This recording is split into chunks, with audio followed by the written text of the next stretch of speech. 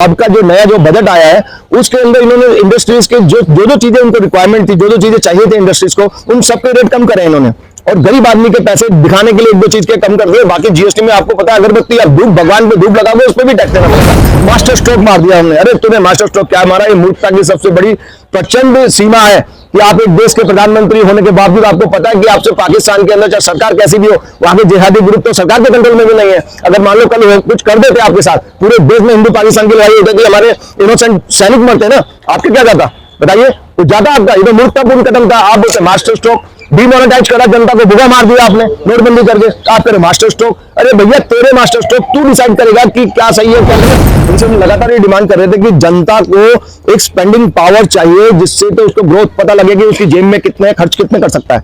जब उसके पास खर्च चढ़ा हुआ है तो ग्रोथ कैसे बताएंगे? आप कैसे बोलेंगे कि हिंदुस्तान जीडीपी ये है और इतना देश तरक्की करके कैसे बताएंगे? विश्व गुरु कैसे बोलेंगे? कंगला भारत पूरा कंगला हो चुका है। लोगों की जेब में पैसे नहीं है, स्पेंडिंग पावर नहीं है, बचाई कुछ नहीं, जो भी सब टैक्स में दे दिया या इधर उधर दे दिया, बाकी किस्तें बना दी। बेचारे जनता के पास पैसे नहीं है तो कैसे बढ़ेगा? अभी 2 लाख रुपए बढ़ा रहे हैं, जबकि हम 10 साल पहले बोल रहे थे कि 10 लाख रुपए 10 साल पहले डिमांड कर रहे थे हम कि 10 लाख रुपए तक की छूट दे जनता को।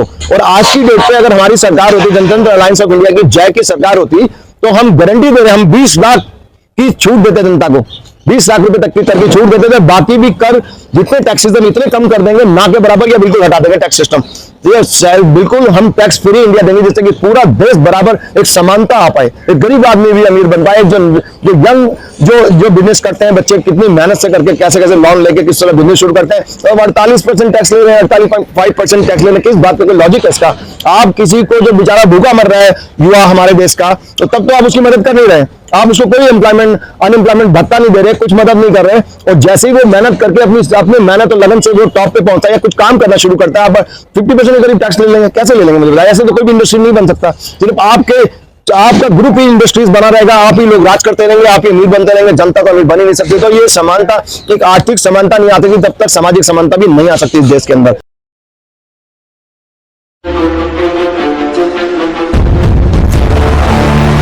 लोगों से पैसा कैसे कमाया जाए, वो तालिबान के प्रोजेक्ट की बात कर रहे हैं ना, मेन इंडस्ट्री को सपोर्ट करना है। इस पूरे बजट के अंदर जो अभी जो आपका जो नया जो बजट आया है उसके अंदर इन्होंने इंडस्ट्रीज के जो चीजें उनको रिक्वायरमेंट थी, जो चीजें चाहिए थे इंडस्ट्रीज को, उन सबके रेट कम करे इन्होंने। और गरीब आदमी के पैसे दिखाने के लिए एक दो चीज के कम कर दिए। बाकी जीएसटी में आपको पता है, अगरबत्ती आप धूप भगवान पे धूप लगाओगे उस पर भी टैक्स देना पड़ेगा। और पूरा देश है ना, इनकम टैक्स से तो चलता नहीं। ठीक है, ये जनता को बेवकूफ बना रहे हैं मोदी जी कि 2% टैक्स देते हैं लोग। अरे भैया 90 इसका मतलब 98% नहीं देते ना। आप खुद ही कह रहे हो कि इसका मतलब 98% ब्लैक मनी है हिंदुस्तान के अंदर। तो जब आप ही कह रहे हो लाल किले की प्राचीर से कि 2% लोग टैक्स देते हैं, 98% नहीं देते, 98% पे छापे मारो आप में दम है तो। आप ढकोस में झूठी बातें कर रहे हो ना देश के सामने, आप में दम है। अगर आप सचमुच अपने आपको बोलते 56 इंच का सीना ना, तो इनके जितने भी जो काला धन लेके बैठे हैं बड़े बड़े अमीर लोग, उन पे छापे मार के दिखाओ आप में दम है। आपको जो फंड करते हैं, कांग्रेस को, बीजेपी को जो लोग फंड करते हैं, उन पे छापे मारिए ना, आप में दम है तो। आप कह रहे हो कि ये सब काला धन है। और जो वैसे भी देश तो जीएसटी से चलता है, कितना 64% गरीब आदमी टैक्स देता है। ये इंडस्ट्रीज कहां देते हैं टैक्स? आप झूठी बातें बोले जा रहे हो। और तालिबान के जो प्रोजेक्ट, इनको तो प्रोजेक्ट पे ही नजर रहती है हमेशा इंडस्ट्रीज के लिए। तालिबान तो छोड़ो, ये पाकिस्तान चले गए थे बिरयानी खाने। आपको पता क्यों गए थे? हकीकत के अंदर ये जिंदल ग्रुप का एक हाइड्रो प्रोजेक्ट लगा हुआ था पीओके के अंदर या दूसरी जगह पे, मैं नाम नहीं खोलना चाहता उस जगह का, तो सिक्योरिटी रीजन की वजह से। तो वो कहीं पे भी था पाकिस्तान के अंदर हाइड्रो प्रोजेक्ट था, वो कुछ में गड़बड़ आ रही थी गवर्नमेंट के साथ में, तो उसको ठीक डील करने गए थे, हिसाब किताब सही करने। तो इनको बोला होगा ग्रुप ने, जिंदल ग्रुप बहुत बड़ा ग्रुप है अपने आप के अंदर, उन्होंने बोला कि हमारे प्रोजेक्ट में दिक्कत आ रही है, हम तो बोलेंगे हमारी सुनेंगे, हमारी सरकार, आप प्रधानमंत्री है। तो ये अपनी जान को खतरे में डाल के बिरयानी खाने के लिए नवाज शरीफ के प्रोग्राम में चले गए और बाद में हिंदुस्तान को बोला मास्टर स्ट्रोक मार दिया हमने। अरे तूने मास्टर स्ट्रोक क्या मारा? ये मूर्खता की सबसे बड़ी प्रचंड सीमा है कि आप एक देश के प्रधानमंत्री होने के बावजूद आपको पता है कि आपसे पाकिस्तान के अंदर चाहे सरकार कैसी भी हो, वहां के जिहादी ग्रुप तो सरकार के कंट्रोल में भी नहीं है। अगर मान लो कल कुछ कर देते आपके साथ, पूरे देश में हिंदू पाकिस्तान की लड़ाई होती थी, हमारे इनोसेंट सैनिक मरते ना, आपके क्या जाता? बताइए, तो ज्यादा आपका ये तो मूर्खतापूर्ण कदम था। आप बोलते मास्टर स्ट्रोक, डिमोनेटाइज करा जनता को, भुगा मार दिया आपने नोटबंदी करके, आप करे मास्टर स्ट्रोक। अरे भैया तेरे मास्टर स्ट्रोक तू डिसाइड करेगा कि क्या सही है क्या गलत। मेन स्ट्रीम मीडिया को कंट्रोल करके आप झूठ परोसे जा रहे हैं। इतनी बात झूठ को बोला जाता है कि वो सत्य जैसा लगने लगता है। ये बिल्कुल गलत नैरेटिव, इनको कोई फर्क नहीं पड़ता। तालिबान छोड़ो, दुनिया के सोमालिया में भी चले जाएंगे अगर इनको इंडस्ट्री दे देंगे ना, क्योंकि ये बेसिकली जनता के प्रतिनिधि नहीं है, ये इंडस्ट्रीज के प्रतिनिधि है। अडानी, अंबानी और अभी दमानी आ रहे हैं, उन्होंने भी 60 50-50, 60-60 करोड़ के फ्लैट के हिसाब से इतने सारे लग्जरी फ्लैट खरीदे बॉम्बे के अंदर इन्होंने, वो भी बड़ी स्पीड से ऊपर जा रहे हैं। तो गुजरात के जितना भी मॉडल है, जितना भी गुजरात के इंडस्ट्रीज है, सबका इन्वेस्टिगेशन होनी चाहिए कि ये धांधलेबाजी से ही ऊपर जाते हैं। अगर अडानी के गुरु कौन थे? धीरूभाई अंबानी। उन्होंने खुद बोला, अभी रजत शर्मा जी के शो में बोला कि मेरे गुरु धीरूभाई अंबानी, जो खाली डब्बे बेच के इंसेंटिव ले लेके और फ्री की शिपमेंट भेज के इंसेंटिव लेके बहुत करोड़ों रुपए कमाया उन्होंने। और उन्होंने राजीव गांधी की गवर्नमेंट के अंदर भ्रष्टाचार की शुरुआत करी, पैसे दे देके लोगों में। इंदिरा गांधी के समय भ्रष्टाचार नहीं था यहाँ पे, ये राजीव गांधी के समय आगे। राजीव जी इतने समझदार नहीं थे, भोले वाले थे, उनको घेर लिया इन्होंने चोरों ने। और उसके बाद में फिर ये जो भी गड़बड़ भारत के अंदर करप्शन की शुरुआत वहीं से हुई। तो इन्होंने शुरुआत करी है, तो इनके अडानी के गुरु हैं। तो ये जैसे गुरु वैसे चेले, अडानी अंबानी। पूरा गुजरात का जो डेवलपमेंट का विकास का मॉडल है, जो विकास की गाथा जिसकी बात करते हैं अडानी, वो झूठी है। ये देश के अंदर सिर्फ बर्बाद करने के कगार पे। ये फंसेंगे तो देश का नाम लेंगे, जैसे मोदी जी भी लेते हैं कि देश खतरे में पड़ जाएगा, देशद्रोही है अगर मोदी के खिलाफ कुछ बोलते हैं। अडानी भी वही बात कर रहे हैं, जैसा गुरु वैसा चेला। तो दाल में पात वो भी कह रहे हैं भैया देश पे अटैक कर रहे हो तुम। अरे देश पे कहां से अटैक कर, आपकी पोल खोल रहे हैं देश पे अटैक हो गया। आपके जितने भी सरकार के जितने भी प्रोजेक्ट्स हैं उनकी इंडिपेंडेंट ऑडिटिंग होनी चाहिए। जितने भी अभी तक 8-9 साल के अंदर बीजेपी ने प्रोजेक्ट लगाए यहाँ पे, और मोदी जी ने 13 साल में गुजरात में जो प्रोजेक्ट लाए उसकी भी इंडिपेंडेंट ऑडिटिंग होनी चाहिए। सरकारी ऑडिटिंग पे हमें भरोसा नहीं है, झूठी बातें हैं, उससे पोल पकड़ी जाएगी। इनके कितने करोड़ों का घपला, अरबों खरबों का घपला करते हैं ये लोग। और कैसे बुरी तरह से आप देखें कि लोगों की बेचारों की कारें चल रही थी, उसको 15 साल बोल के स्क्रैप में डलवा दी इन्होंने पॉलिसी बना के। जनता के बेचारे कितनी मेहनत से उन्होंने कारें ली थी, और सब की सब, क्योंकि नई कारें बिकवानी है, इंडस्ट्री की कारें बिकवानी है। आपको पता है कि कोरोना टाइम पे 20 लाख करोड़ का क्रेडिट लिमिट घोषित करी, जनता को नहीं दिए पैसे। किसको दे दिए उन्होंने? जनता के लिए बोला था हमने कि जनता को मदद करो, इन्होंने दे दिए इंडस्ट्रीज को। सारे जो एयरलाइंस कंपनियां और बिल्डर लॉबी, अब उसके बाद में देखो कार बनाने वाली कंपनियों को दे दिया, बड़ी कंपनियों को दे दिया वो पैसे। अब वो पैसे अभी देखो, अभी लेटेस्ट डाटा देखा आपने, कारें कितनी बिक रही है, दबा की कारें बिक रही है। क्यों बिक रही है? इसलिए नहीं कि वो सक्षम है जनता। अरे मजबूर है क्या? रोड पे थोड़ी चलेंगे जनता। बेचारे पहले अपने ये खराब कर दी, फिर ब्याज पे ले लेके पैसे किसी तरह किस्तों के अंदर ले लेके बेचारे कार दे रहे हैं। चलना भी तो जरूरी है, जिंदगी परिवार सब कुछ व्यवहार करना है। तो ये उनके बेचारों की वो स्क्रैप की पॉलिसी नहीं हटा रहे, उसको जुडिशरी पे फोन करते हैं, कोई भी डिसीजन दिलवा देते हैं, कहते हैं जुडिशरी ने दिया डिसीजन। तो जुडिशरी ने डिसीजन दिया तो फिर ये क्यों कहते हैं कि राम मंदिर इन्होंने बनवा दिया? वो भी तो सुप्रीम कोर्ट ने बनवाया ना।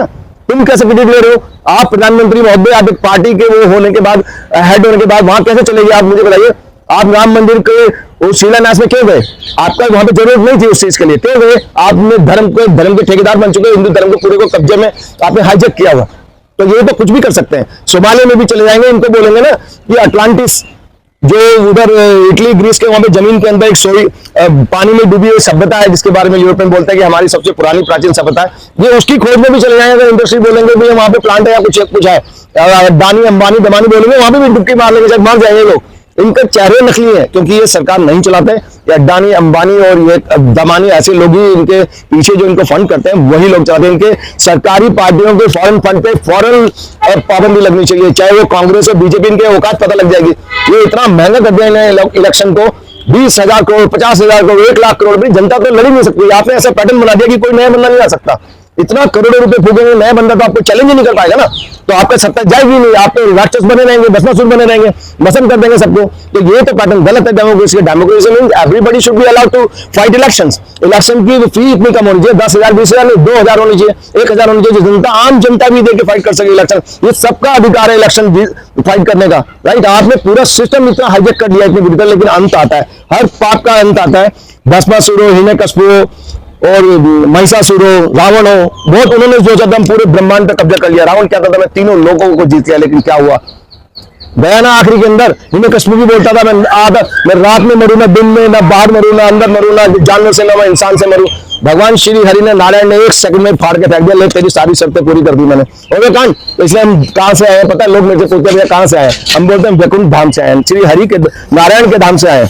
उन्होंने हमें जब पाप इस धरती पे बढ़ेगा तो भगवान या तो खुद आएंगे या अपने किसी चेले को भेजेंगे, मेरे जैसे बंदे को भी पहले देख क्या वहां पे।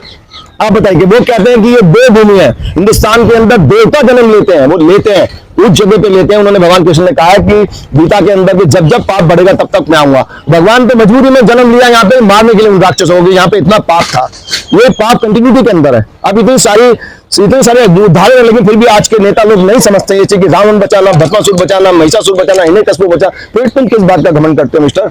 ऋषि जी, इस बार के बजट में ये 2024 के मास्टर स्ट्रोक माना जा रहा था इस बजट को।